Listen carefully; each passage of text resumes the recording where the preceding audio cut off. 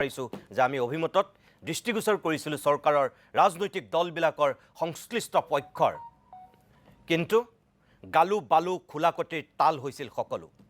আজি মঙ্গলবাৰ, যোৱা মঙ্গলবাৰে 16 ডিচেম্বৰৰ দিনাখন আমি সচলৰ প্ৰতিবাদ আৰু খেৰণিৰ প্ৰতিবাদক লৈ এই অভিমতত কিছু কথা কৈছিলোঁ। আৰম্ভণিতে মই আজিৰ ষ্টুডিঅ'ৰ অতিথিসকলকো আৰু যিসকল আপোনালোক টেলিভিশ্যনৰ সন্মুখত এই মুহূৰ্তত বহি আছে আপোনালোককো দেখুৱাব বিচাৰোঁ, আৰু ৰণোজ পেগুৰ পৰা মুখ্যমন্ত্ৰী হিমন্ত বিশ্ব শৰ্মালৈকে সকলোৰে মই এবাৰ দৃষ্টি নিক্ষেপ কৰাব বিচাৰোঁ যে আজিৰ পৰা এক সপ্তাহৰ পূৰ্বে আমি কোৱা কথাখিনিৰ যদি অকণমানো গুৰুত্ব দিয়া হ'লহেঁতেন তেনেহ'লে আজি এই কাৰ্বি ভূমি এনেকৈ নজ্বলিলেহেঁতেন, খেৰণি আজি চাৰখাৰ নহ'লহেঁতেন, এজন যুৱক মৃত্যু নহ'লহেঁতেন, দুজন গুৰুতৰভাৱে আহত হৈ চিকিৎসালয়ত চিকিৎসাধীন হ'বলগীয়া নহ'লহেঁতেন, এই গোষ্ঠী সংঘৰ্ষৰ সূত্ৰপাত নঘটিলেহেঁতেন। আজি খিলঞ্জীয়া আৰু অখিলঞ্জীয়াক লৈ কাৰ্বি ভূমিত যি পৰিৱেশৰ সূচনা হৈছে সেই পৰিৱেশৰো হয়তো খাম কাটিলহেঁতেন, কিন্তু সেই কথাবিলাকক গুৰুত্ব দিয়া নহ'ল। পুনৰ কৈছোঁ, এক সপ্তাহৰ পূৰ্বে এই অভিমতৰ মঞ্চত আমি কি কৈছিলোঁ চাওক এবাৰ আপোনালোকে। প্ৰথমতে কাৰ্বি আংলঙৰ খেৰণিত আজি 10 দিন হৈছে, যেনেকৈ সচলৰ প্ৰতিবাদ 16 দিন হৈছে, খেৰণিৰ সেই প্ৰতিবাদেও আজি 10 দিন অতিক্ৰম কৰিলে। আমৰণ অনশন কৰি একাংশ অসুস্থ হৈছে, চিকিৎসালয়ত ভৰ্তি কৰিবলগীয়া অৱস্থাৰ সৃষ্টি হৈছে, চেলাইন লৈ আছে, বহুতে ট্ৰিটমেণ্ট কৰি আছে, কিন্তু তাৰপিছতো কোনো ধৰণৰ তেওঁলোকৰ দাবীৰ প্ৰতি ভূক্ষেপ নাই। সংশ্লিষ্ট পক্ষই এক প্ৰকাৰ উদাসীন মনোভাৱ গ্ৰহণ কৰিছে। কি কাৰ্বি স্বায়ত্তশাসিত পৰিষদৰ বৰমূৰীয়াৰ কথাই কওক বা কি অসম চৰকাৰৰ ক্ষেত্ৰতেই কওক, তাৰমানে আজিৰ দিনত আন্দোলন প্ৰতিবাদ ধৰ্ণাৰ এইবিলাকৰ কোনো মূল্য নোহোৱা হৈছে নেকি? এই গণতান্ত্ৰিক দেশখনত গণতান্ত্ৰিক আন্দোলনৰ যদি কোনো গুৰুত্ব নাই তেতিয়াহ'লে নিঃসহায় মানুহে কিহৰ আশ্ৰয় ল'ব? মহাত্মা গান্ধীৰ অহিংস নীতিক বিশ্বাস কৰি যেতিয়া কোনোবাই অহিংস নীতিৰেই গণতান্ত্ৰিকভাৱে প্ৰতিবাদ সাব্যস্ত কৰে, কিবা এটা বিচাৰি প্ৰাপ্যৰ আদায়ৰ স্বাৰ্থত যদি কোনোবাই ধৰ্ণা আন্দোলন কৰে, তাৰপিছত যদি তেওঁলোকক সেই ন্যায্যতা প্ৰদান কৰা নহয় তেতিয়াহ'লে তেওঁলোকে কিহৰ ৰাস্তা ল'ব? যেতিয়া অশান্ত হয়, অশান্তিময় পৰিস্থিতিৰ সৃষ্টি হয়, তেতিয়া আমি কিছুমান পদক্ষেপ লৈ আচলতে লাভ নাই। তাৰ আগতে কিছুমান কাম আমি কৰাটো উচিত। আজি সেই বিষয়টোক লৈ আমি কথা পাতিম। এইবাৰ চাওক খেৰণিৰ প্ৰতিবাদস্থলীৰ দৃশ্য। তেওঁলোকে যিখিনি দাবী কৰি আহিছে 10 দিন হ'ল, কিন্তু তেওঁলোকৰ সেই দাবীৰ প্ৰতি কোনো ধৰণৰ ভ্ৰূক্ষেপ নাই।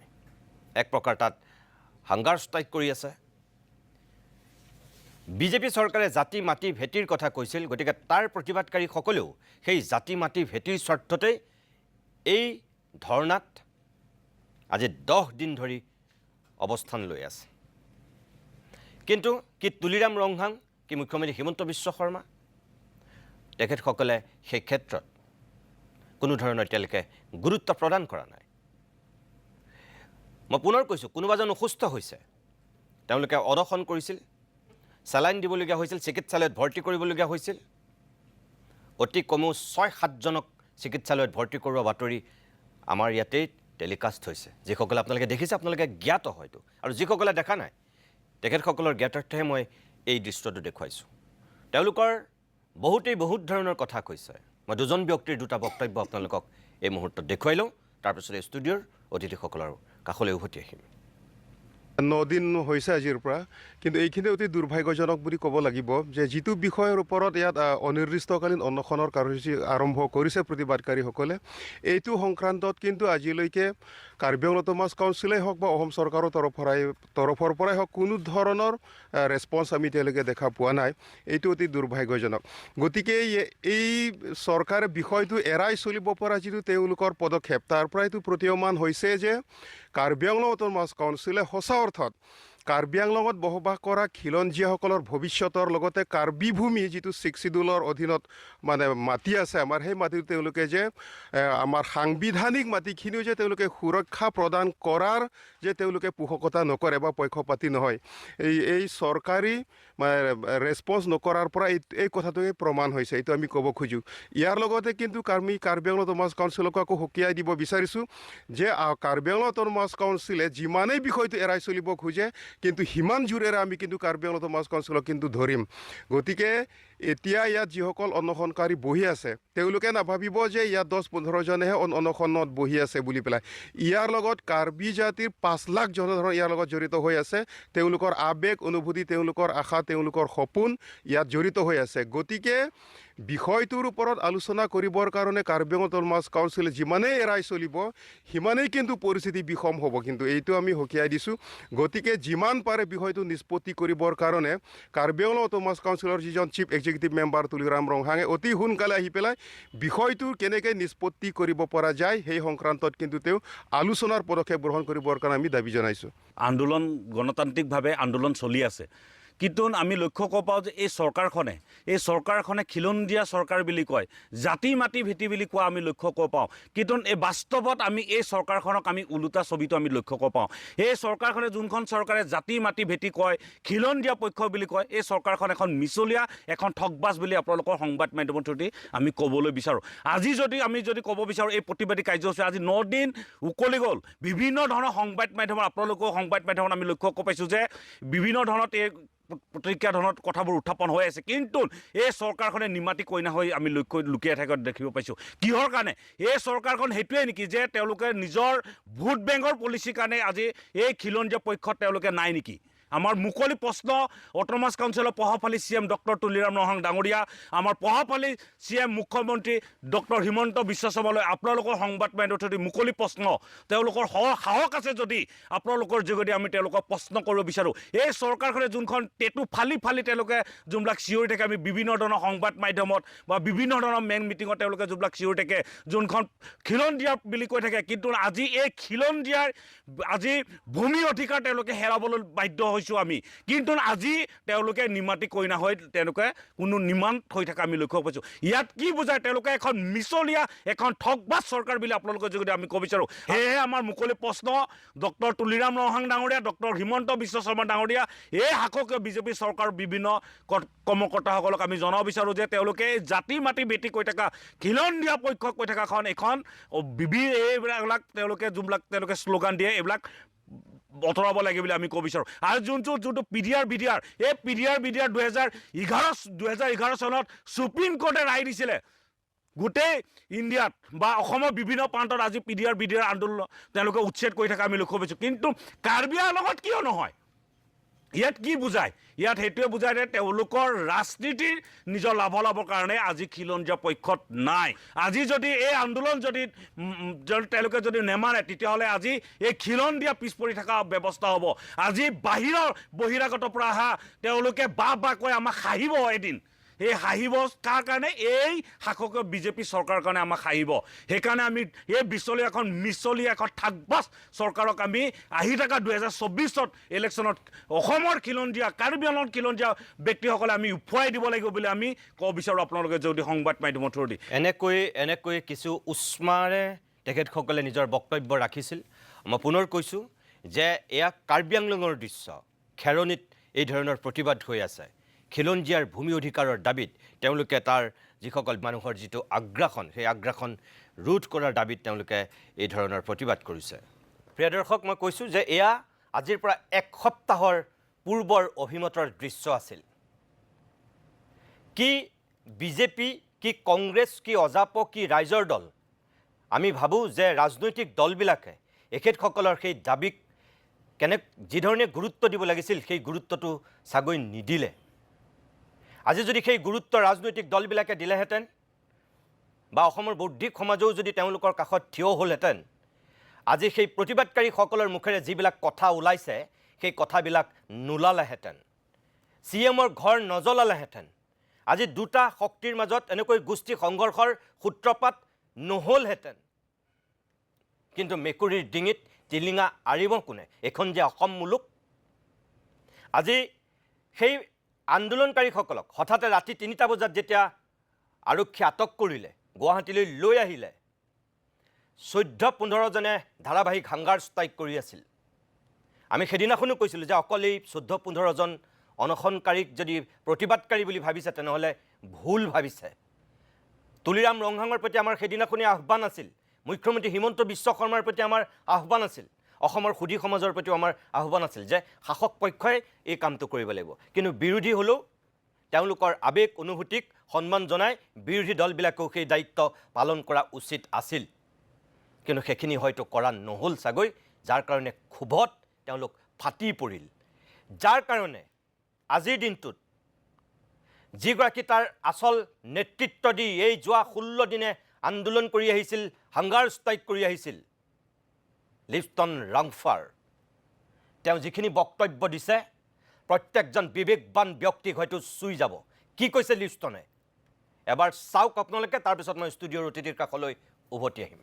আমাৰ সমস্যাতে সমগ্ৰ কাৰ্বি আংলঙৰ সমস্যা, কাৰ্বি আংলঙৰ অস্তিত্ব যে বৰ্তমান নথকা হৈছে, মানে কাৰ্বি আংলং মাত্ৰ নাম মাত্ৰ কাৰ্বি আংলং হৈছে। কাৰ্বি আংলং মানে কাৰ্বিসকলৰ পাহাৰ, কিন্তু এতিয়া কাৰ্বিসকলৰ পাহাৰ নহৈ পেলাই এতিয়া অনা অসমীয়া বহিৰাগত লোকসকলৰ পাহাৰ হৈ আছে। ইয়াতে আমাৰ ৰাজনৈতিক, অৰ্থনৈতিক আৰু সামাজিক গোটেইখিনি অধিকাৰটো গোটেইখিনি লৈ পেলাই কাৰ্বিসকলৰ একো তাত ক্ষমতা নথকা হৈছে। সংবিধানে আমাক পৃথক এটা সুৰক্ষা দিছে, কিন্তু তাৰ পাছতে অসম চৰকাৰে আমাক গুৰুত্ব দিয়া নাই। ইমান যে স্মাৰক পত্ৰ আমি প্ৰদান কৰিছে, সেইকাৰণে আজি হয় অসম চৰকাৰ, অসমৰ মন্ত্ৰী ইয়াত আহিছে, কিন্তু আমি স্মাৰক পত্ৰ প্ৰদান কৰা নাই। কাৰণ ইমান স্মাৰক পত্ৰ যিমান দিবলগীয়া আছে গোটেইখিনি দিলোঁ আমি। কিমান বাৰম্বাৰ আমি অসম চৰকাৰক দিল্লী, গুৱাহাটী, কাৰ্বি আংলং কিমান যে স্মাৰক পত্ৰ আমি প্ৰদান কৰিছোঁ, কিন্তু আজিলৈকে অসম চৰকাৰে আমাৰ দাবীবোৰ পূৰণ কৰিব বিচৰা নাই বা কোনে পূৰণ কৰাটো দূৰে কথা, আমাৰ প্ৰতি কোনো গুৰুত্ব নাই। অসম চৰকাৰে আমাক প্ৰতিশ্ৰুতি দিছে যে অতি শীঘ্ৰে কাৰ্বি আংলঙৰ তুলিৰাম ৰংহাঙৰ চৰকাৰ, অৰ্থাৎ তুলিৰাম ৰংহাঙৰ নেতৃত্বত যিটো চৰকাৰ, অসম চৰকাৰ, হিমন্ত বিশ্ব শৰ্মাৰ চৰকাৰ আৰু কাৰ্বি আংলঙৰ যিটো আমাৰ সাধাৰণ ৰাইজ, আমাৰ লগত এটা বৈঠক হ'ব, আলোচনা হ'ব, আৰু এইখিনি বৈঠকত আলোচনাত সেই সমগ্ৰ সমস্যাবোৰ যদি সমাধান নহয়, কিন্তু আকৌ আজি আমি 9জন আছোঁ আন্দোলনত, আৰু আগন্তুক দিনক আমি 1000 মানুহ গোট খাই পেলাই আমি আন্দোলন কৰিব গৈ আছোঁ। আমাৰ কাৰ্বি আংলঙত যিটো 1980s-90sত 30-40 বছৰৰ আগত কাৰ্বি আংলঙত আমি কাৰ্বিসকলৰ জনসংখ্যা প্ৰায় 70-80% আছে, কিন্তু এতিয়া 2011 অৰ্থাৎ এতিয়া চেঞ্চাছ হ'ব, বৰ্তমান সময়ত কাৰ্বিসকলৰ আমাৰ জনসংখ্যা আছে মাত্ৰ 35%। এতিয়া এইখিনি ক্ষেত্ৰত আমি কাৰ্বিৰ স্থানত যদি অন্য জাতি থাকিলেহেঁতেন কি কৰিলেহেঁতেন? কাৰ্বি আংলঙত টোটেল 26টা সমষ্টি আছে, সেই 26টা সমষ্টিত মাত্ৰ 10খনমান সমষ্টিতে কাৰ্বিসকলৰ হাতত পৰিছে, বাকী 16খন সমষ্টি গোটেইখিনি বহিৰাগত অনাসমীয়াৰ হাতত গোটেইখিনি গৈ পৰিছে। সেইকাৰণে এই গোটেইটো বিষয়টোলৈ যিহেতু হয় কাৰ্বি আংলং স্বায়ত্তশাসিত হৈছে, আমাক পৃথক এটা সুৰক্ষা দিয়া বা অৰ্থাৎ আমাৰ নিজাববীয়া এটা ক্ষমতা আছে, এইটো আমি বুজিছোঁ। কিন্তু সেইখিনিত যিয়ে নহওক আমি অসমৰ ভিতৰত আছোঁ, অসমক বৰ অসম কৰি তোলাৰ কাৰণে আমি অসমৰ লগতে আমি থিয় দি আহিছোঁ। তাত ক'ৰবাত অসম হৈছে কাৰ্বি আংলং বা কাৰ্বি সমাজৰ গাৰ্জেন। তেনেহ'লে আজি হিমন্ত বিশ্ব শৰ্মাৰ যিটো চৰকাৰে জাতি মাটি ভেটিৰ বুলি কৈ চিঞৰি তেওঁলোকে শাসনত আহিল, আজি এই চৰকাৰ ক'ত? যিটো চৰকাৰে খিলঞ্জীয়াৰ কথা কৈ শাসনত আহিল, আজি এই চৰকাৰ ক'ত? য'ত নেকি আমি অনশন 15 দিন লাগে নেকি অসম চৰকাৰৰ দৃষ্টিত মানে সেই পৰিবৰ কাৰণে, সদায় আমাৰ প্ৰতি সেই সমদৃষ্টি আমি দেখা নাই। সদায় কৈছোঁ যদিহে আমি আচলতে অসমৰ পৰা আমি পৃথক হ'ব নিবিচাৰোঁ, বড়োসকলে, ডিমাচাসকলে, কাৰ্বিসকলে কেতিয়াও অসমৰ পৃথক হ'ব নিবিচাৰে বা কেতিয়াও বিচৰা নাই। কিন্তু আজিলৈ বাধ্যতাত আমি পৃথক কিয় হ'ব বিচাৰিছোঁ? আমি স্বায়ত্ত শাসন আমি কিয় বিচাৰিছোঁ? আমি আৰ্টিকল 244 কিয় বিচাৰিছোঁ? কাৰণ আমি অসমত থাকি পেলাই আমি সুৰক্ষা আমি অনুভৱ কৰা নাই, আমাক সুৰক্ষা দিব পৰা নাই, আমাৰ দাবী, আমাৰ সমাধান, আমাৰ সমস্যাবোৰ বুজিব পৰা নাই। সেইকাৰণে আমি সদায় কৈ আছোঁ যদি আমাক সুৰক্ষা দিব নোৱাৰে, দিব নিবিচাৰে বা গুৰুত্ব দিব বিচাৰে, আমাক পৃথক ৰাজ্যত দিয়ক বা আৰ্টিকল 244 দিয়ক, সেইটো আমাৰ স্পষ্ট কথা। যেতিয়া অসমৰ সমস্যা হয় কাৰ্বিসকলৰ সমস্যা হৈ পৰে, কিন্তু যেতিয়া কাৰ্বিসকলৰ সমস্যা হৈ পৰে কিন্তু অসমৰ সমস্যা নহয়। সেইকাৰণে আমি সুধিব বিচাৰিছোঁ, কাৰ্বিসকলৰ চকু পানী, কাৰ্বিসকলৰ তেজ, কাৰ্বিসকলৰ প্ৰাণ কি অসমীয়াৰ প্ৰাণ নহয়? অসমীয়াৰ তেজ নহয়? অসমীয়াৰ চকু পানী নহয়? যদিহে নহয় আমাক পৃথক কৰি দিয়ক, আমাক স্বায়ত্তশাসন দিয়ক। যিটো সংস্থাপন, যিটো সুৰক্ষা দিব লাগে নিজেই আমি বহন কৰিম, নিজেই নিজক চোৱা চিতা কৰিম, সেইটো আমাৰ চিধা কথা। আমি অসমৰ কাৰণে আমি কি কৰা নাই? অসমৰ কাৰণে কোনটো পৰ্যায়ত আমি থিয় দিয়া নাই? আমি প্ৰাণ দিছোঁ, তেজ দিছোঁ। অসম আন্দোলনৰ পৰা আৰম্ভ কৰি পেলাই বিভিন্ন ধৰণৰ ভাষা আন্দোলনত, অসম আন্দোলনত গোটেইখিনি আমি কাৰ্বি সমাজে আমি ত্যাগ কৰিছোঁ বা আমি প্ৰাণখিনি আহুতি দিছোঁ। আপোনালোকে লাগিলে অসমবাসী এটা সেই শ্বহীদ তালিকা 855জন যিটো শ্বহীদ তালিকা, সেই শ্বহীদ তালিকাত চাওক তাত যে কিমান 855 জনকে যিমানখিনি সেই শ্বহীদসকলৰ কথা কৈ থাকে কিন্তু যে তাত 855 জনৰ ভিতৰত যে তাত কিমান 50-60 জন যে কাৰ্বি সমাজৰ পৰা কাৰ্বিসকলে নিজৰ প্ৰাণখিনি দিয়ে এই কথা যাতে অসমৰ অসমীয়া যাতে মনত ৰাখে আৰু হিমন্ত বিশ্ব শৰ্মাই এই কথা মনত ৰাখে আৰু অসমৰ যিমানখিনি জ্যেষ্ঠ নেতাসকল আছে এই কথাষাৰ যাতে মনত ৰাখে আমি দেখি আছোঁ যে অসমত আজি অসমৰ অসমীয়া সদায় কৈ থাকে যে কাৰ্বিসকলে নিজক অসমীয়া কিয় নকয় ডিমা হাছাসকলে নিজক অসমীয়া কিয় নকয় বড়োসকলে নিজক অসমীয়া কিয় অসমৰ অসমীয়া বুলি কোৱাৰ কাৰণে জনগোষ্ঠীয় লোকসকলে কাৰণে যাতে অসমৰ অসমীয়া অসমৰ জ্যেষ্ঠ নকল আমাৰ প্ৰতি কিবা এটা সমদৃষ্টি ৰাখক কিবা এটা চিন্তা কৰক আমাৰ সমস্যা আমাৰ সংস্কৃতি আমাৰ গোটেইখিনি নিজৰ প্ৰাপ্য অধিকাৰ পৰা আৰম্ভ যিমান কলা গোটেইখিনি ক্ষেত্ৰত গুৰুত্ব দিয়ক আমি কেনেকৈ যে বসবাস কৰোঁ আমাৰ সেই স্থিৰতা আমাৰ সেই অস্তিত্বৰ অকণমান কিবা কৰক প্ৰিয় দৰ্শক এয়া আছিল লিষ্টন ৰংফাৰ এগৰাকী কাৰ্বি যুৱ নেতা যিগৰাকীৰ কথাখিনিক আপুনি কেতিয়াও অস্বীকাৰ কৰিব নোৱাৰে আজি তেওঁ এই কথাখিনি কৈছে ৰণোজ পেগুৰ সন্মুখত ৰণোজ পেগুক উভতি ধৰিছে মন্ত্ৰীয়ে বুজাইছে বুজিব বিচৰা নাই তেওঁলোকে খুব আৰু উষ্মাৰে দুজন যুৱকে ৰণোজ পেগুক মোটামুটি কাৰা কথা শুনাইছে আজি সেই পৰিৱেশটো উদ্ভৱ নহ'লহেঁতেন যদি আজিৰ পৰা বহুদিনৰ আগতেই তেওঁলোকৰ দাবীসমূহক গুৰুত্ব দিয়া হ'লহেঁতেন আকৌ কৈছোঁ আমি এক সপ্তাহৰ আগতেই আমি চৰকাৰক বাৰে বাৰে অনুৰোধ কৰিছিলোঁ কিন্তু কোনেও সেই কথাটো গুৰুত্ব নিদিলে CMে তুলিৰাম ৰংহাঙে সেই মানুহখিনিক কেইজনমান যুৱকৰ প্ৰতিবাদ বুলি মোটামুটি তাচ্ছিল্য কৰি এৰি দিলে তেওঁ এবাৰলৈও সেই প্ৰতিবাদস্থলীত উপস্থিত নহ'লগৈ তাৰ ক্ষোভ আজি তেওঁলোকে উজাৰিছে মুখ্যমন্ত্ৰী হিমন্ত বিশ্ব শৰ্মা যোৱাটো বাদ দিয়ক কোনোবা এজন মন্ত্ৰী গৈ বুজোৱাটো বাদ দিয়ক কোনো এজন বিধায়ক সেই ঘটনাস্থলীত উপস্থিত নহৈছিল সেই প্ৰতিবাদকাৰীৰ ওচৰত তেওঁলোক থিয় হোৱা নাছিল অহিংস আন্দোলনে তাৰপিছত ক'ৰবাত হয়তো ভয়ংকৰ ৰূপ ধাৰণ কৰিলে আৰু আজি জোৰ পৰি হাত পোৱাৰ পিছত আজি আমি সকলো উবুৰি খাই পৰিছোঁ চৰকাৰ যন্ত্ৰ আজি উবুৰি খাই পৰিছে DGP স্বয়ং গৈ তাত বহি ল'বলগীয়া পৰিৱেশৰ সূচনা হৈছে মন্ত্ৰী গৈ তাত আজি বহি লৈছেগৈ কিন্তু পৰিস্থিতি সাম কটাব পৰা নাই দুখ কাৰ ভুল ক'ত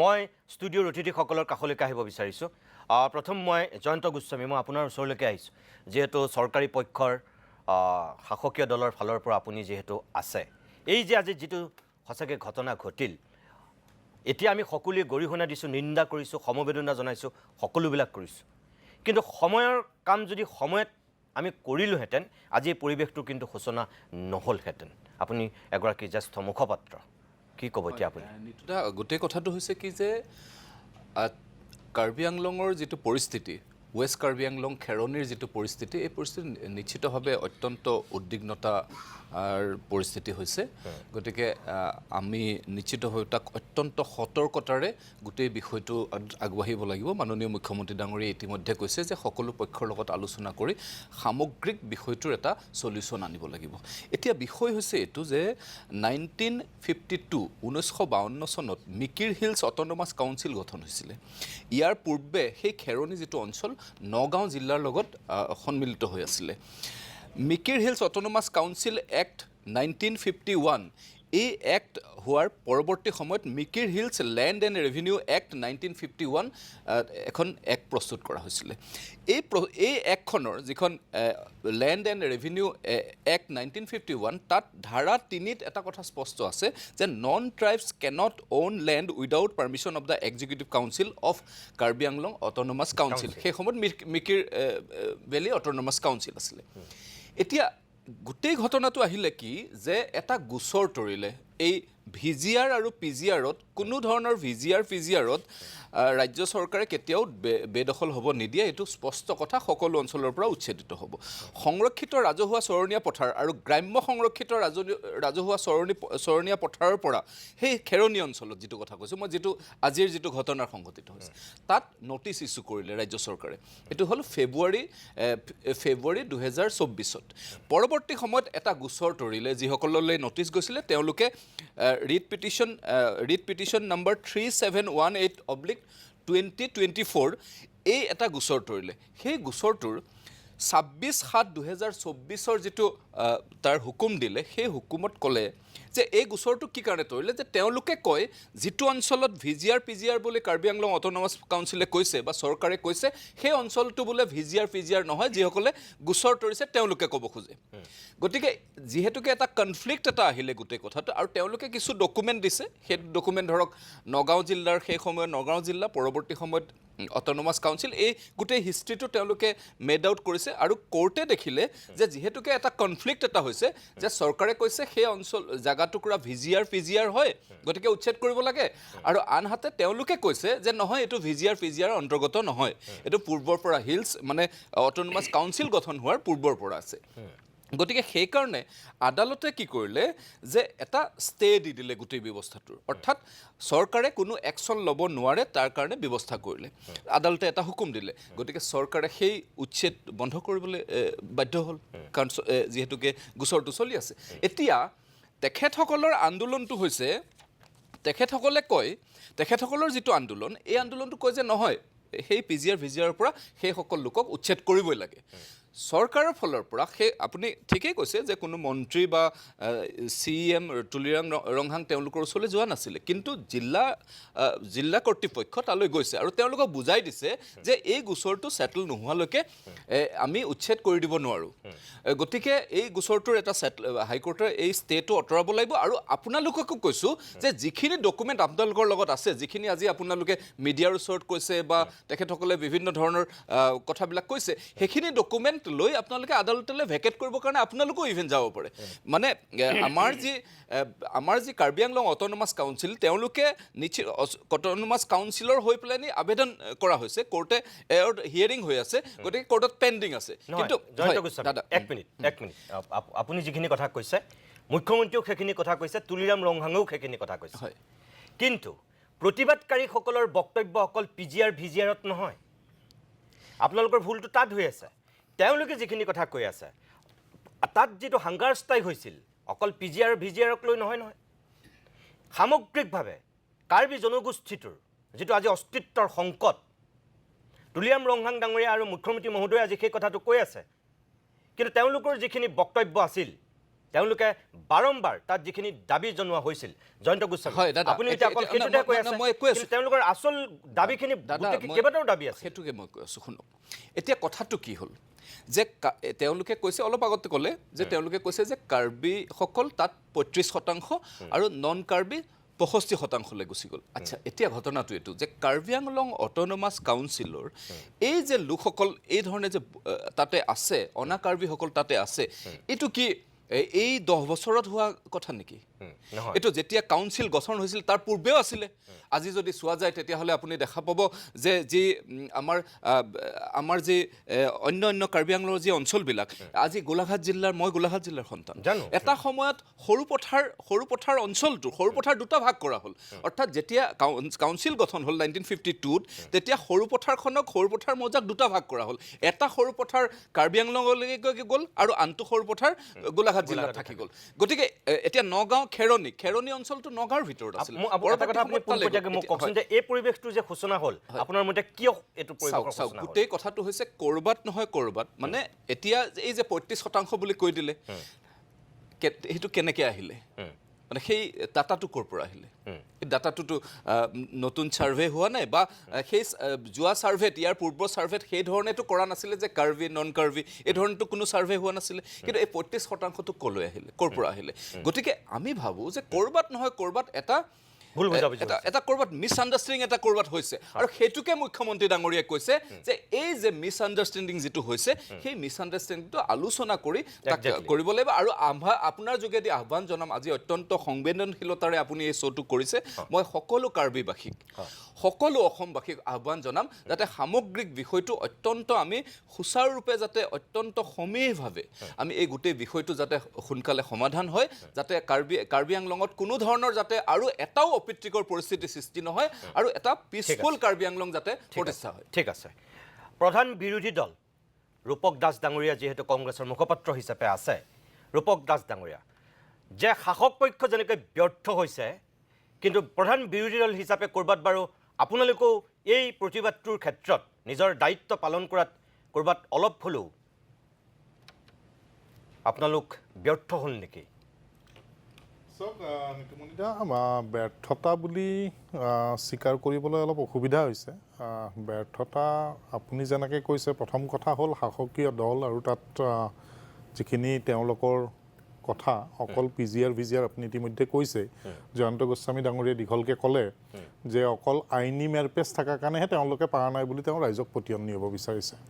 কিন্তু আচলতে কথাবিলাক তেনেকুৱা নহয় চাগে, কাৰণ যিখিনি বক্তব্য আজি কাৰ্বি আংলঙৰ জনজাতি ভাইসকলক শুনিলোঁ, তাৰ পৰা এনেকুৱা অনুভৱ হয় বা এই চৰকাৰখনৰ যি এতিয়ালৈ 10-11 বছৰৰ যি তেওঁলোকৰ দীঘলীয়া পৰিক্ৰমা, তাত যিবিলাক কথা হৈছে, কৃষক আন্দোলনেই হওক, কা আন্দোলনেই হওক বা যিকোনো গণতান্ত্ৰিক আন্দোলনকে তেওঁলোকে কোনো ধৰণৰ গুৰুত্ব প্ৰদান আজিলৈকে কৰা আমি দেখা নাই। আৰু এইবাৰো তেওঁলোকে সেইটো কামেই কৰিছিল। তেওঁলোকে আজি যেনেকৈ কৈছে যে আইনৰ মেৰপেচ বা আদালতৰ মেৰপেচৰ কাৰণে কৰিব পৰা নাই, কিন্তু অকল তেওঁলোকৰ মাটিখিনিৰ সমস্যাই নহয়, তেওঁলোকে সেই কাৰ্বি ভূমিত য'ত 6 চিডিউল আছিলে সেনেকুৱা জেগাত তেওঁলোকে কাক কাক মাতি দিছে, কোন কোন বহিছে, এই কথাবিলাক বহুত আগৰ পৰা চলি আছিল।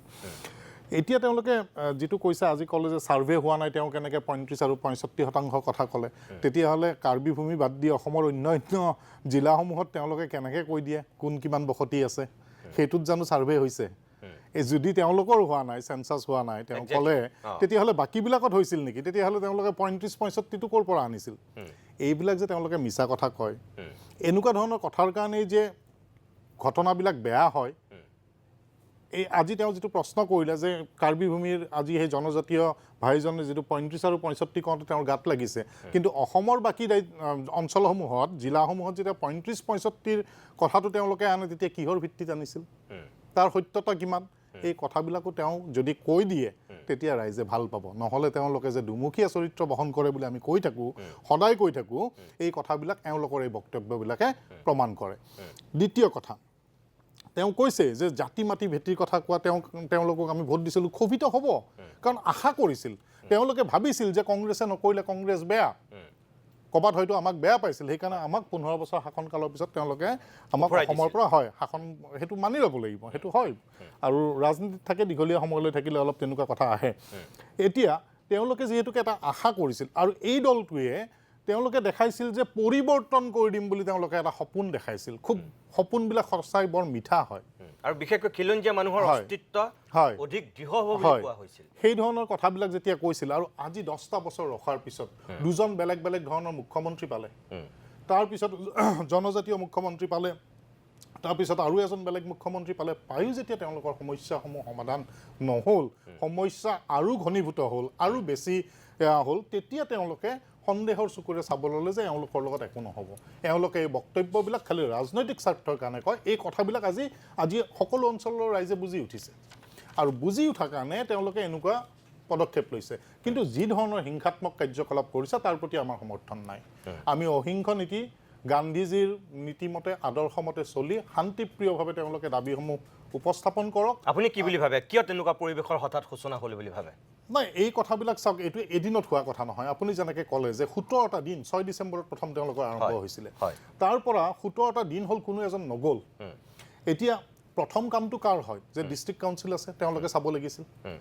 আৰু যি ধৰণৰ বিয়াগুম কেলেংকাৰী হৈছে, মানুহে আজি মধ্যবিত্ত বুলিবলৈ নাই, মধ্যবিত্তৰ হাতত আজি পইচাৰ অভাৱ হৈছে, আৰু এক শ্ৰেণী মানুহৰ হাতত টকা হৈছে, উভয় নদী হৈছে, য'ত দেশৰ 40% সম্পদ যদি 1% মানুহৰ হাতত থাকে, তেতিয়াহ'লে সেই দেশৰ অৰ্থনীতিয়ে কি সূচায়, সেই কথাবিলাক কিন্তু ভাবিবৰ হ'ল।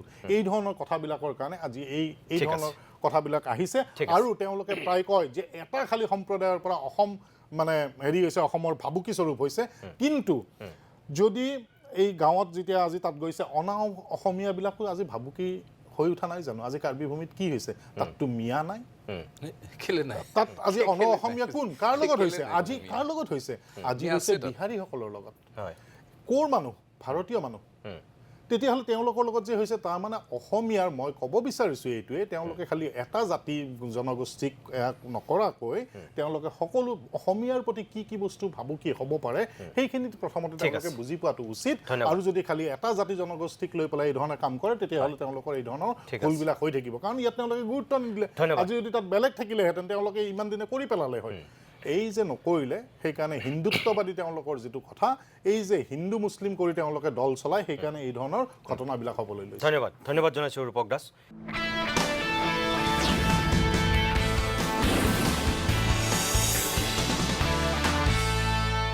মই পোনে জিয়াউৰ ৰহমান মই আপোনাৰ কাষলৈ আহিছোঁ আঞ্চলিকতাবাদৰ কথা কয় আপোনালোকে খিলঞ্জীয়াৰ কথা কয় এই যে যিটো ঘটনা ঘটিল আপুনি কিয় হোৱা বুলি ভাবে হঠাৎ এইটোতো এদিনত হোৱা নহয় নিৰুতা মনটো ব্যথিত যদি আমি অসমীয়া জাতিৰ কথা কওঁ জাতীয়তাবাদ বুলি কওঁ তেতিয়াহ'লে আপুনি কাৰ্বিসকলক আগত দিব লাগিব আপুনি ৰংমিলিৰ হাঁহিৰ পৰা আৰম্ভ কৰি এই যে অসমীয়া জাতীয় জীৱনৰ সৈতে কাৰ্বিসকলৰ সম্পৃক্ততা আজিও কাৰ্বিসকলে নিজকে অসমীয়া পৰিচয় দিয়ে আৰু যিসকলে তাত বহি আন্দোলন কৰিছে আপুনি ভিডিঅ' দেখুৱাইছে তেওঁলোকেও তাত কৈছে আমি অসমীয়া জাতিৰ লগতহে থাকিব বিচাৰোঁ আৰু এগৰাকী অসমীয়া হিচাপে এইটো গৌৰৱৰ কথা মনটো ভৰি যায় তেওঁলোকৰ মনৰ এই কথাখিনি সেইকাৰণে তেওঁলোক আজি ব্যথিত হৈছে তেওঁলোক ক্ষোভিত হৈছে তেওঁলোক আন্দোলন কৰিছে গুলি খাইছে মৰিছে মনটো ব্যথিত আৰু সেইকাৰণে আপোনাৰ এই ষ্টুডিঅ'ত বহি যদিও আমি ৰাজনৈতিক দলৰ সদস্য আজি ৰাজনৈতিক বাদানুবাদ নকৰোঁ আপুনি যিটো প্ৰশ্ন সুধিছে সেই প্ৰশ্নটো আমাৰ দৃষ্টিভংগীৰে যিটো উত্তৰ আমি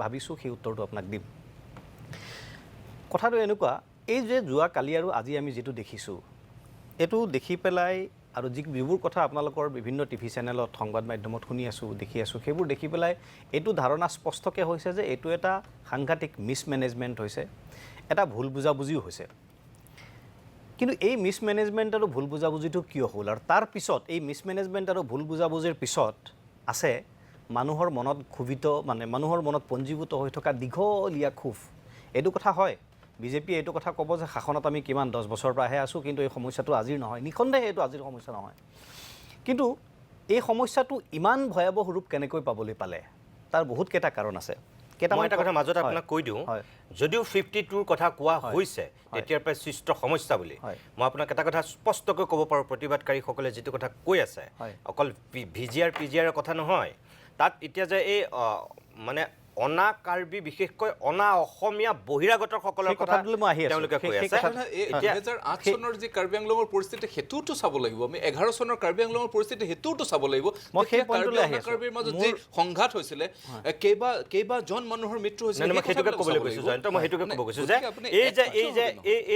এই যে অনা অসমীয়া অখিলঞ্জীয়া মানুহৰ তাত যিটো তাত কেতিয়া পৰা আছিলে এই কপিলী প্ৰকল্পৰ কাম কৰিবলৈ তেতিয়াই এইটো মূল সেন্টিমেন্ট আজিৰ তাৰিখত মানুহখিনি ইয়াত থাকি গ'ল তাৰপিছত বিয়া বাৰু হ'ল তেওঁলোকৰ সতি সন্ততি বাঢ়িল বহুতখিনি মানুহ কাৰ্বি আংলঙৰ সেই এটা অঞ্চল তেওঁলোক আজিৰ তাৰিখত এইটোৱে মূল সমস্যা নিতুদা মই মোৰ ঘৰ আপুনি নিশ্চয় জানে হুজাই জিলাত নীলবাগানত আৰু মোৰ ঘৰৰ পৰা বৰ বেছি 30 কিলোমিটাৰ গুচি গ'লে 30 কিলোমিটাৰো যাব নালাগে লংকাৰ পৰা 10-15 কিলোমিটাৰ পশ্চিমলৈ গুচি গ'লে কাৰ্বি আংলং আৰম্ভ হয় আপুনি লংকাৰ পৰা য'ৰ পৰা কাৰ্বি আংলং আৰম্ভ হৈছে ঠিক সেইখিনি জেগাৰ পৰা আপুনি দুই হাতে চাব এই গোটেইখিনি হিন্দী ভাষী মানুহ এইখিনি কেতিয়া আহিছে কি কথা ভাৰতীয় মানুহ তেওঁলোকৰ ইয়াত থাকিব নোৱাৰিব বুলি কথা নাই তাত আমাৰ কোনো বিৰোধো নাই সমস্যাটো ক'ত সমস্যাটো হ'ল কাৰ্বি আংলং বুলিলে আজি যিটো কাৰ্বি জনগোষ্ঠীয় প্ৰতিনিধিসকলে যিটো কথা কৈছে যে কাৰ্বি আংলং কাৰ্বিৰ কাৰণে 1951 চনত কাৰ্বি লোকৰ মানে জনবসতি আছিল 84% আজিৰ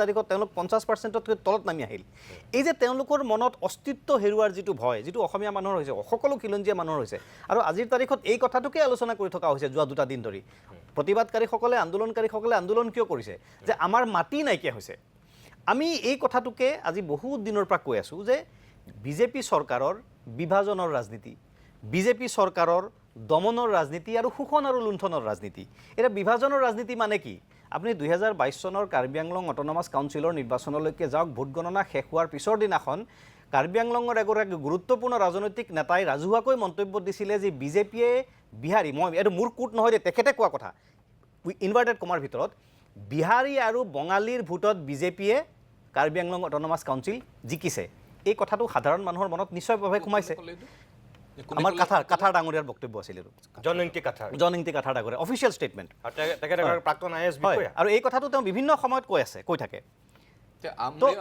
মই শেষ কৰি লওঁ গোস্বামী শেষ কৰি লওঁ তো এতিয়া কথাটো হ'ল এই যে কথাবিলাক মানুহৰ মনত যেতিয়া সোমায় 1 2 দমনৰ ৰাজনীতি আজি যোৱা আপুনি ইয়াত শ্ব'তে দেখুৱাইছে যোৱা 15-17 দিনৰ পৰা তেওঁলোকে আন্দোলন কৰি আছে যোৱা 15-17 দিনৰ পিছত তেওঁলোকক যেতিয়া যোৱা পৰহি ৰাতি উঠাই অনা হ'ল, ক'লৈ উঠাই অনা হ'ল? ৰাতি 3 বজাত মহিলা প্ৰতিবাদকাৰীক, আমাৰ গোস্বামী ডাঙৰীয়া আইনৰ মানুহ, তেখেতে ক'ব ৰাতি 3 বজাত মহিলা প্ৰতিবাদকাৰীক তাৰ পৰা উঠাই অনাৰ নিয়ম কি? তেওঁলোকে কৈছে প্ৰতিবাদকাৰীসকলে যে সকলো নিয়ম ভংগ কৰি, আইন ভংগ কৰি ৰাতি তেওঁলোকে আমাক অত্যাচাৰ কৰি উঠাই লৈ আহিছে। এইটো দমন নহয় নেকি? অসমত দমনৰ ৰাজনীতি কেনেকুৱা চলিছে আমি দেখি আছোঁ। তাতো সেই দমন, যে সাধাৰণ মানুহে তেওঁলোকৰ মনৰ ভাষা প্ৰকাশ কৰিব কিয় তেওঁলোকে প্ৰতিবাদ কৰিব, এনেকুৱা এটা মানসিকতাৰে তেওঁলোকৰ ওপৰত যিটো দমনৰ ৰাজনীতি কৰা হ'ল তাৰ বহিঃপ্ৰকাশ ঘটিল, যিটো আপোনালোকৰ সকলোৰে বাতৰি কাকত বাতৰিত ওলাইছে। শোষণ আৰু লুণ্ঠনৰ ৰাজনীতি। আজি কাৰ্বি আংলং অসম চৰকাৰৰ মানে মুখ্যমন্ত্ৰী হিমন্ত বিশ্ব শৰ্মা ডাঙৰীয়াৰ তুলিৰাম ৰংহাং ATM বুলি মানুহে মুকলিভাৱে ক'বলৈ আৰম্ভ কৰিছে। এই যে কথাবিলাক, এইবিলাক যদি সময়ত ৰাজ্য চৰকাৰখনে, মুখ্যমন্ত্ৰীয়ে সমাধান কৰিলেহেঁতেন, যদি এই কাৰ্বি আংলংখনক লুণ্ঠনৰ থলীত পৰিণত নকৰিলেহেঁতেন, আজি মানুহৰ এই ক্ষোভৰ বহিঃপ্ৰকাশটো নঘটিলেহেঁতেন।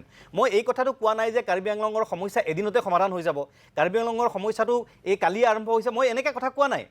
কাৰ্বি আংলঙত আজিৰ তাৰিখত গোটেই অসমত সমস্যা আছে, খিলঞ্জীয়া মানুহৰ বহুত সমস্যা আছে, কিন্তু এনেকুৱা ধৰণৰ হিংসাত্মক পৰিস্থিতিয়ে এটা জনগোষ্ঠীয়ে আন এটা জনগোষ্ঠীক আক্ৰমণ কৰাৰ, প্ৰতি আক্ৰমণ কৰাৰ আৰু মানুহ মৰি যোৱাৰ যিটো বেদনাদায়ক পৰিস্থিতি, যিটো কোনেও কামনা নকৰে, আমিও কামনা নকৰোঁ, আপুনিও নকৰে, ৰাইজে নকৰে, বিজেপিয়ে নকৰে, কোনেও নকৰে, এনেকুৱা এটা পৰিস্থিতিলৈ আমি যাবলগীয়া হ'ল।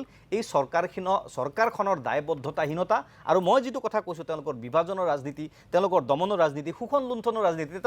তেওঁলোকৰ অভিযোগটো কি? যে আমাৰ 1.5 লাখ বিঘা মাটি বিভিন্ন ডাঙৰ ডাঙৰ কোম্পানীক দি দিছে।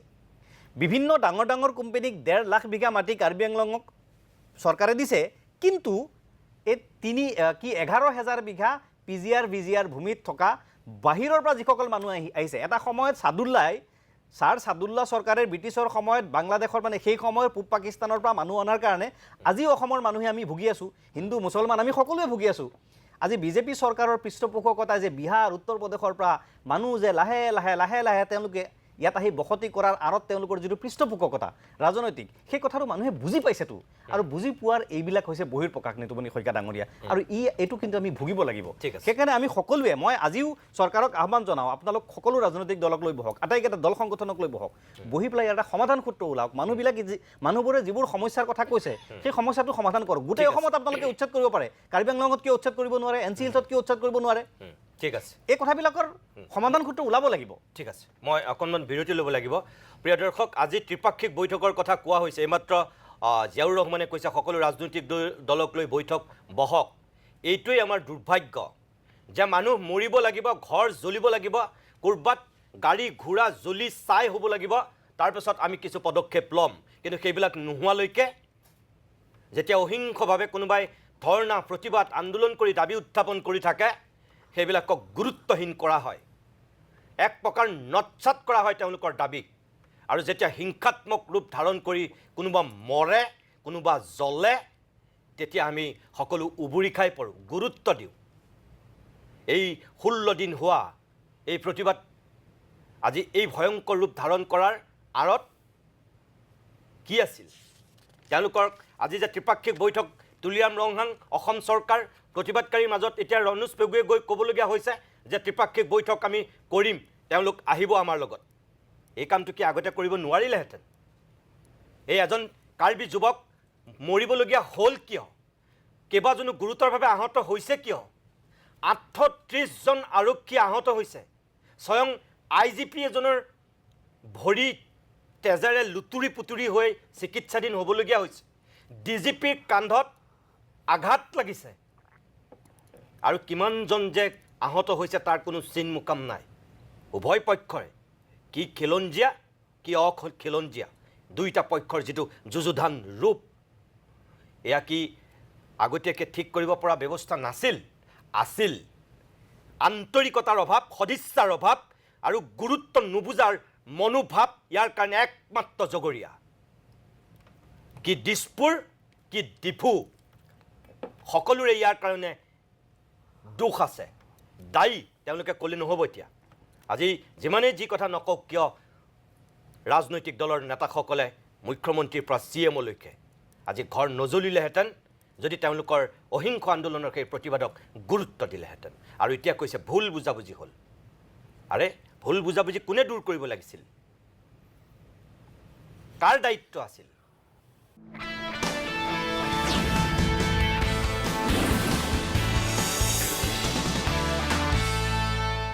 প্ৰিয় দৰ্শক, মই আজি ৰণোজ পেগু যেতিয়া সেই প্ৰতিবাদস্থলীত উপস্থিত হৈছিল, ৰণোজ পেগুৰ সন্মুখত তাৰ প্ৰতিবাদকাৰীসকলে যিধৰণে বক্তব্য ৰাখিছিল, মই মাত্ৰ দুজন ব্যক্তিৰ অকণমান বক্তব্য এটা এইখিনি মুহূৰ্তত আপোনালোকক দেখুৱাব বিচাৰোঁ, যিসকলে দিনৰ ভাগত সেই পৰিৱেশটো দেখা নাছিল। চাওক আপোনালোকে অকণমান।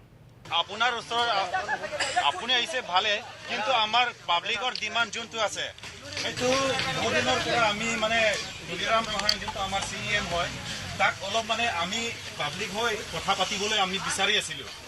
তেখেতে মানে আহিম বুলি ডেটটো দিছিলে আমাক, কিন্তু সি অহাই নাই।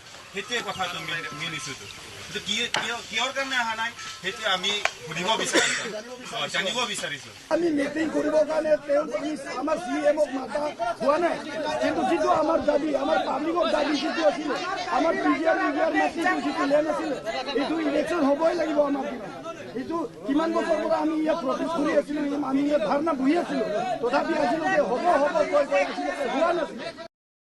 ৰূপক দাস, মই অনুষ্ঠানটো শেষ ফাললৈ আহিছোঁ। চাওক যে তেখেতসকলে স্বয়ং মন্ত্ৰীৰ সন্মুখত আৰু বহুতখিনি কথা কৈছে। মই মাত্ৰ দুজন ব্যক্তিৰ বক্তব্য দেখুৱাইছোঁ, কিমান ক্ষোভ আৰু উষ্মাৰে কৈছে। তুলিৰাম ৰংহাং সেই ডিফুৰ পৰা সেই খেৰণিলৈ যাবলৈ 15 দিনত তেওঁ অকণো সময় নাপালে।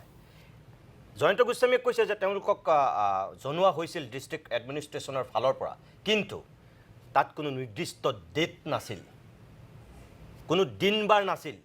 তেওঁলোকৰ সেইটোও এটা মনৰ ক্ষোভ আছিল। কেতিয়া আলোচনা কৰিব, কি কৰিব, একো তেওঁলোকক জনোৱাই নাছিল। মোটামুটি এনেই এজন মানুহ পঠিয়াই দি পেলাই যদি তেওঁলোকক তেনেকৈ তাচ্ছিল্য কৰা হয়, এটাতো মানুহৰ ধৈৰ্য থাকিব, এটা সহ্যৰ সীমা থাকিব, তাৰপিছততো বহিঃপ্ৰকাশ ঘটিবই। আৰু কালিতো সেয়াই হ'ল। ৰাতি পৰহি 3 বজাত যেতিয়া জোৰ জবৰদস্তি তেওঁলোকক গুৱাহাটীলৈ উঠাই লৈ অহা হ'ল, তেওঁলোকক কোৱা নহ'ল যে তেওঁলোকক চিকিৎসাধীন কৰিবৰ কাৰণে লৈ অহা হৈছে। তাৰপিছত এফালৰ পৰা ধ্বংসযজ্ঞ আৰম্ভ হৈছে। আপুনি এতিয়া মন্ত্ৰীৰ মুখত কোৱা বক্তব্য আপুনি নিজে শুনিছে তুলিৰাম ৰংহাঙৰ বিৰুদ্ধে। এতিয়া চাওক নিতুমণি দা, এই যিখিনি কথা আপুনি ক'লে, ইয়াৰ পৰা সেই অসম চৰকাৰ বা অসম ৰাজ্যখন কেনেকৈ চলিছে আপুনি গোটেইখিনি কথা কৈয়ে দিলে। যে ডিফুৰ পৰা স্বাস্থ্য পৰীক্ষা কৰিবৰ কাৰণে গুৱাহাটীলৈ আনিবলগীয়া হ'ল ৰাতি 3টা বজাত। তাৰমানে বাটত থকা হস্পিটেলবিলাকত কোনো কাম নাই, ঘৰকেইটা আছে, হয়তো তাত সেই ধৰণৰ পৰীক্ষাখিনি, প্ৰাথমিক পৰীক্ষাখিনি কৰিব পৰাও তাত কোনো ধৰণৰ ব্যৱস্থাপনা নাই। মই চমুকৈ কৈ যাব বিচাৰিছোঁ, মই বিজেপিৰ সুধিব বিচাৰিছোঁ। দ্বিতীয় কথা হ'ল, আপুনি ক'লে এই যে তেওঁলোকে কৰে, কি কৰে, তেওঁলোকে কোনো ধৰণৰ গুৰুত্বহীন আপোনাৰ যিটো গণতান্ত্ৰিক প্ৰক্ৰিয়া সেইটো তেওঁলোকে নামানে। গণতান্ত্ৰিক প্ৰক্ৰিয়াৰ মানে যিটো গণতান্ত্ৰিক প্ৰক্ৰিয়া, অহিংস নীতি, এইবিলাক এই চৰকাৰখনৰ মন মগজুত এই শব্দবিলাকৰ কোনো স্থান নাই। সেইকাৰণে তেওঁলোকে যেতিয়ালৈ ৰক্তক্ষয়ী কাম নহয়, যেতিয়ালৈ মানুহ মৃত্যু মুখত নপৰে, তেওঁলোকৰ গাৰ নোম নলয়। যেনেকৈ সেই কা আন্দোলনেই হওক বা আজি কাৰ্বি ভাইসকলৰ আন্দোলনেই হওক বা তেওঁলোকৰ এই যি তেওঁলোকে কৰিছিলে। আৰু কথা হ'ল, বাকী আৰু ফাঁকি মিছা কথা দি তেওঁলোকে চৰকাৰ চলাব বিচাৰিছিলে। জাতি মাটিৰ ভেটি কথা কৈ আজি খিলঞ্জীয়া ভূমিপুত্ৰসকলে তাৰ কাৰণে হাহাকাৰ কৰিবলগীয়া হৈছে। আৰু এই যিখিনি আপুনি কথা ক'লে যে তেওঁলোকে কি কৰিছে, তেওঁলোকে সকলো কথাত মিছা কৈছে, সকলো কথাত তেওঁলোকে খালি এটা পুলিচি যিটো এটা মানে দমনৰ যিটো নীতি ইতিমধ্যে যিটো আমাৰ অসম জাতীয় পৰিষদৰ জিয়াদাই কৈ গৈছে এই কথাখিনি, যে কি ধৰণে দমনৰ নীতি তেওঁলোকে লৈছে, এই কথাবিলাক পুলিচ প্ৰশাসন লগাই পেলাই তেওঁলোকে এই ধৰণে কিয় লৈ আহিলে, তাৰ কোনো এটা মেছেজ কিয় নগ'ল। এই চৰকাৰখনে সকলো কৰিব পাৰে। তুলিৰাম ৰহাঙৰ নিজৰ জেগাত, সেইখিনি জেগাত তেওঁ এদিনো তেওঁলোকক লগ কৰাৰ সময় নহ'লনে? এই ধৰণৰ যিবিলাক কথা তেওঁলোকৰ স্বেচ্ছাচাৰিতাৰ বহিৰ্প্ৰকাশ ঘটিছে। আৰু এনেকুৱা কাম যদি চৰকাৰ বা অকল অসমমূলকতেই নহয়, আৰু বেলেগ ৰাজ্যতো যদি চৰকাৰী পক্ষই এই ধৰণৰ কাম কৰে, তেতিয়াহ'লে জনতাই এনেকুৱা কাম কৰিবলৈ ক'ৰবাত নহয় ক'ৰবাত, কিন্তু আমি যিমানেই নকওঁ অহিংস নীতি থাকক বা এই ধৰণৰ কাম কৰিব নালাগে, কিন্তু জনতাই এটা সময়ত কৰিবলৈ বাধ্য হয়। আৰু আজি সেই অসম মুলুকত ঘটিছে, সেই খেৰণিত ঘটিছে। এইটো কথাৰ পৰা এইটোও সঁচা যে মানুহৰ মনত ক'ৰবাত আপুনি যিটো কৈছে যে মই এইটোও মানো যে খুব মানুহৰ মনত অসন্তুষ্টিৰ কি পৰ্যায়ত বহিঃপ্ৰকাশ ঘটিছে, সেইটোও সঁচা কথা। কাৰণ তাত 14-15 জন অকল ল'ৰাৰ পিছফালে আজি যেনেকৈ হাজাৰ হাজাৰ মানুহ হঠাৎ ওলাই আহিল, এইটো কিন্তু বৰ ডাঙৰ কথা, ভাবিবলগীয়া কথা, সেইটো সঁচা কথা। এই খুব নিতুদা একেবাৰে আপুনি শদিয়াৰ পৰা ধুবুৰীলৈকে, ইফালে আপুনি হাইলাকান্দি, কৰিমগঞ্জৰ পৰা কোকৰাঝাৰ, গোসাইগাঁওলৈকে প্ৰতিখন জিলাত প্ৰতিটো এলেকাত বিভিন্ন বিষয় লৈ মানুহৰ ওপৰত আছে, ৰাজনৈতিক ক্ষোভ আছে, অন্যান্য ধৰণৰ ক্ষোভ আছে। ক্ষোভ নিৰসন কৰাটো চৰকাৰৰ দায়িত্ব, ক্ষোভ সৃষ্টি কৰাৰ আৰুতো চৰকাৰৰ ভূমিকা, আৰু সেইকাৰণে চৰকাৰ ব্যৰ্থ হৈছে। চৰকাৰৰ বিৰুদ্ধে মানুহৰ মনত ক্ষোভ আছে। কাৰ্বি আংলঙত যিটো ঘটনা ঘটি গৈ আছে, ঘটনাৰ বাবে হিমন্ত বিশ্ব শৰ্মা ডাঙৰীয়াৰ দায়িত্ব তেওঁ দায়িত্বৰ পৰা আঁতৰাব মানে দায়িত্বৰ পৰা তেওঁ হাত সাৰিব নোৱাৰে কাৰণ তুলিৰাম ৰংহাং তেখেতৰেই মানুহ যদি উত্তৰ কোৰিয়ালৈ দক্ষিণ কোৰিয়ালৈ যাওঁতে তুলিৰামক লৈ যাব লাগে কোন বিজ্ঞানী তেখেত তুলিৰাম ৰংহাং মানে সাইণ্টিফিক ডিছকাশ্যনত যাওঁতে তুলিৰামক লৈ যাব লাগে তেতিয়াহ'লে তুলিৰামৰ ব্যৰ্থতাৰ দায়িত্বও হিমন্ত বিশ্ব শৰ্মা ডাঙৰীয়া ল'ব লাগিব আৰু মানুহেতো অপেনলি কৈছে যে তুলিৰাম কাৰ মানে ATM কাৰ্ড সেইকাৰণে হিমন্ত বিশ্ব শৰ্মাৰ দায়িত্ব আটাইতকৈ বেছি তেখেতে এই ব্যৰ্থতাৰ দায়িত্ব স্বীকাৰ কৰি ল'বই লাগিব মই শেষত জয়ন্তৰ কাষলৈ অহাৰ পূৰ্বে সদৌ অসম ছাত্ৰ সন্থাৰ উপসভাপতি সঞ্জু হানছে এই গোটেই শেহতীয়া পৰিৱেশটোৰ সন্দৰ্ভত কি কৈছে কাৰণ তেখেত নিজেও এগৰাকী কাৰ্বি জনগোষ্ঠীৰে যুৱক তেওঁ বক্তব্যটো দেখুৱাই মই জয়ন্ত গোস্বামীৰ কাষলৈ পোনে আহিম পুলিচ প্ৰশাসনে তেওঁলোকে এটা আইন ভংগ কৰিছে যিটো নেকি তেওঁলোকে যদি স্বাস্থ্যৰ বাবে যদি তেওঁলোকে লৈ যাবলগীয়া হৈছে তেন্তে তেওঁলোকক প্ৰতিবাদসকলৰ কাৰণে বা যিসকল তাত অংশগ্ৰহণ কৰিছে তেওঁলোকে জনাব লাগিছিলে কিন্তু তেওঁলোকে নোকোৱাকে যে যিসকল প্ৰতিবাদকাৰী শান্তিভাৱে গণতান্ত্ৰিকভাৱে তাতে আন্দোলন কৰি আছিলে তেওঁলোকক উঠাই লৈ যোৱাৰ পিছত আৰু এই সময়ত মহিলাসকলেও তাত অংশগ্ৰহণ কৰিছে আৰু মহিলা থকাৰ পিছত যে পুলিচ প্ৰশাসনে যে আইন ভংগ কৰিছে এই কাৰণে যে মহিলাসকলক এৰেষ্ট কেতিয়াও আফটাৰ 6 and before 5 কেতিয়াও এৰেষ্ট কৰিব নোৱাৰে আৰু মহিলা পুলিচৰ তাত নাই গতিকে আমি পুলিচ প্ৰশাসনক আমি গৰিহণা দিছোঁ মই জয়ন্ত গোস্বামী যি হ'ল হৈ গ'ল কিন্তু এতিয়া সকলোৱে বিচাৰিছে শান্তি আমিও বিচাৰিছোঁ মই আকৌ কৈছোঁ যে কাৰ্বি মানুহৰ আৱেগ অনুভূতিক অসমৰ সুধী সমাজে গুৰুত্ব দিয়ক ৰাজনৈতিক দলবিলাকে কি কংগ্ৰেছ বিজেপি কি অজাপ ৰাইজৰ দল আজি অখিল গগৈয়ে সংবাদমেল সম্বোধন কৰি চৰকাৰক তীব্ৰ সমালোচনা কৰিছে গৌৰৱ গগৈয়ে সংবাদমেল পাতি চৰকাৰক সমালোচনা কৰিছে কিন্তু আপোনালোকেওতো এই প্ৰতিবাদস্থলীত গৈ পেলাই প্ৰতিবাদকাৰীসকলৰ কাষত ইয়াৰ পূৰ্বে থিয় দিয়া নাছিল হয় আপোনালোকে হয়তো ক'ব সেয়া আমাৰ দায়িত্ব নেকি আমি বিৰোধী দল শাসক পক্ষৰহে দায়িত্ব শাসকৰ ওচৰতহে সেই ক্ষমতা আছে কিন্তু তথাপিও বিৰোধী দলৰ হ'লেও মানুহখিনিৰ কাষত লগত আছোঁ বুলিও ক'ব পৰা এটা নৈতিক দায়িত্ব সকলোৱে থকা উচিত শেষত জয়ন্ত গোস্বামী কি ক'ব এতিয়া আপুনি কাৰ্বি আংলং অট'নমাছ কাউন্সিলে যোৱা সময়ছোৱাত যদি কাম কাজবিলাক চায় তেতিয়াহ'লে দেখা পাব যিবিলাক অবৈধভাৱে চৰকাৰী ভূমি ভিজিআৰত যিসকল দখল কৰি আছে বা বনাঞ্চলত দখল কৰি আছে তেওঁলোকক উচ্ছেদ কৰিবৰ কাৰণে কাম কাজ কৰিছে আপুনি যদি চাই তেতিয়াহ'লে দেখা পাব যে 2022 চনৰ 30 জানুৱাৰীত বালিজান চি লাহৰিজানৰ যি ডিমাপুৰ সংলগ্ন অঞ্চল সেই অঞ্চলৰ পৰা উচ্ছেদ কৰিবৰ কাৰণে চৰকাৰে কাম কাজ কৰিছে উচ্ছেদ কৰিছে আৰু সেই সময়ত আপোনাৰ যেতিয়া তাতো সাংঘাতিক ধৰণে এটা মভ আহিছিলে তাত যিসকল মিয়া লোক বসবাস কৰিছে তেওঁলোকে মভ আহিছিলে আৰু তাত বুলেট তাত ৰবাৰ বুলেট নিক্ষেপ কৰিবলগীয়া হৈছিলে আৰক্ষীৰ ওপৰত শিলগুটি দলিয়াইছিলে সেই লাডেন বস্তিৰ লোকে এতিয়াও হয়তো মানুহে পাহৰি যোৱা নাই সেই লাডেন বস্তিৰ লোকসকলে মিয়া লোকসকলে আৰক্ষীৰ ওপৰত শিলাবৰ্ষণ কৰিছে যাৰ ফলত আৰক্ষী আঘাতপ্ৰাপ্ত হৈছিলে একেটা কথাই যদি আমি চাওঁ তেতিয়াহ'লে দেখা পাব যে এই সামগ্ৰিকভাৱে কাৰ্বি আংলঙৰ যি সামগ্ৰিকভাৱে কাৰ্বি আংলং অট'নমাছ কাউন্সিলৰ যি এই সংঘাত নিশ্চিতভাৱে এই সংঘাত সমাধান হ'ব লাগিব আৰু আলোচনাৰ মাধ্যমেৰে সকলো পক্ষক বিশ্বাসত লৈ এই সংঘাত সমাধান কৰিব লাগিব কিন্তু একেটা কথাই যদি আমি চাওঁ তেতিয়াহ'লে দেখা পাব যে আমাৰ অজাপৰ প্ৰতিনিধিগৰাকীয়ে যি ধৰণে ক'লে যে কাৰ্বি আংলঙত লাহে লাহে কাৰ্বিসকলৰ অস্তিত্ব নাইকিয়া হৈছে একেটা কথাই আজি অসমত অসমীয়া মানুহৰ খিলঞ্জীয়া অসমীয়া মানুহৰ মূল শিৰৰ মুকুট হৈছে কাৰ্বিসকল শিৰৰ মুকুট হৈছে ডিমাচাসকল বড়োসকল তিৱাসকল সকলো আমাৰ শিৰৰ মুকুট এই শিৰৰ মুকুটসকলক লৈ আমি অসমীয়া জাতি এই জাতিটো আজি সংকট হৈছে কেনেকৈ সংকট হৈছে আমি তথ্য দিছোঁ তাক কংগ্ৰেছৰ প্ৰতিনিধিগৰাকীয়ে সুধিছিলে যে কেনেকৈ তথ্য পাইছিলে আমি কৈছোঁ যে 2011 চনত আপুনি হয়তো জানে নিশ্চিতভাৱে জানে আপুনি এটা বাক্যত শেষ কৰিলোঁ নিশ্চিতভাৱে জানে যেতিয়া এটা চেঞ্চাছ কৰা যায় জেনেৰেল চেঞ্চাছত তেতিয়া তাত ধৰ্মীয় কথাটো সোধা যায় আৰু সেই ধৰ্মীয় কথা সোধোতে 2011 চনত যি আমাৰ জনগণনা হৈছিলে তাত 1,96,345 জন মুছলমান লোক আছিলে য'ত টোটেল পৰিসংখ্যাৰ 34.22% গতিকে সেইকাৰণে সেই তাৰ বৃদ্ধিৰ জৰিয়তে 40% আজি হৈছে বুলি কোৱা হৈছে গতিকে নিশ্চিতভাৱে কাৰ্বি ভূমিত আমি শান্তি স্থাপন কামনা কৰিছে মুখ্যমন্ত্ৰী ডাঙৰীয়াই কামনা কৰিছে আৰু মুখ্যমন্ত্ৰী ডাঙৰীয়াই আজিয়ে কৈছে স্পষ্টতাৰে কৈছে ইতিমধ্যে কাৰ্বি নেতাসকলেও কৈছে যে মুখ্যমন্ত্ৰী ডাঙৰীয়াই আলোচনাৰ কাৰণে মাতিছে আৰু এই সামগ্ৰিক কথাটো আদালতৰ এটা বাধ্যবাধকতা আছিলে আৰু যাৰ কাৰণে নিশ্চিতভাৱে সমাধান সূত্ৰ ওলাব আৰু কাৰ্বি ভূমি শান্তি প্ৰতিষ্ঠা হ'ব শেষত আমি সকলোৰ প্ৰতি এইটোৱে আহ্বান যে আৰু অধিক ৰক্তাক্ত নহওক কাৰ্বি ভূমি, খেৰণি শান্ত হওক, কোনো গোষ্ঠী সংঘৰ্ষৰ দাবানলত জুইৰ দৰে জ্বলি জ্বলি ছাই হৈ নাযাওক এই পশ্চিম কাৰ্বি আংলংখন।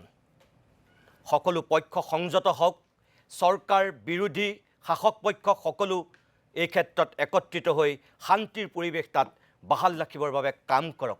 জাতীয় দল সংগঠনসমূহেও সেই উত্তেজিত হোৱা মানুহখিনিৰ কাষত থিয় হৈ বুজাওক, যাতে সংঘাতেৰে নহয় সমন্বয়েৰে, সম্প্ৰীতিৰে, সম্পৰ্কৰে এই পৰিৱেশটো শান্ত হওক। আমি সেয়া আহ্বান কৰি আজিৰ অভিমত ইমানতে সামৰিছোঁ। নমস্কাৰ।